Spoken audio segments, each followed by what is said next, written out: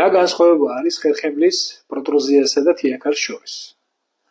პროტრუზია არის მალთაშორისი დისკის მცირედი ბზარი ტრავმა, რადგანაც დისკის მთლიანობა არ არის სრულიად დარღვეული და დისკის შიგთავსი არ არის გადმოღვრილი გარეთ. პროტრუზიის განვითარების მიზეზია ხერხემლის ზედმიწევნით გადაძაბვა, ხერხემლის დისტროფიული ცვლილებები, ხშირი ტრავმები და ასე შემდეგ. ეს ვლინდება ძლიერი ტკივილი წელის არეში, რომელიც დენივით გადაეცემა კიდურებში. პროტრუზიის მკურნალობა. თუ პაციენტი მწვავე ტკივილის განვითარებისას წელის არეში მაქსიმალურად დაიცავს ფიზიკურ სიმშვიდეს, დაახლოებით 4-5 კვირა. არ ივარჯიშებს, არ გაიკეთებს მასაჟს, მიიღებს არასტეროიდულ ანთებით საწინააღმდეგო საშუალებებს.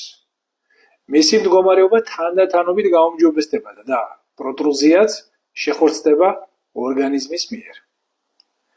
რაც შეეხება მალთაშორისი დისკის თიაქარს.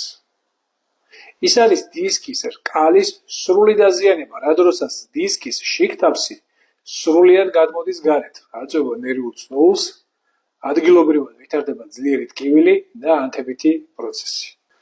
თიაქრის მკურნალობა.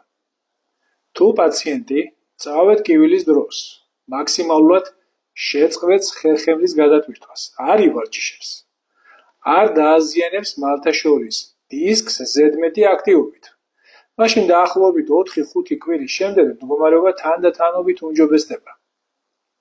ჩემი გამოცდილებიდან გამომდინარე, არ არის საჭირო ეგრევე გაკეთდეს ოპერაცია, რამე თუ უხშირეს შემთხვევაში თიაქრის რეზორბციის ანუ შეხორცების პროგრამით მკურნალობისას ხერხემლის თიაქარი ოპერაციის გარეშე ხორცდება.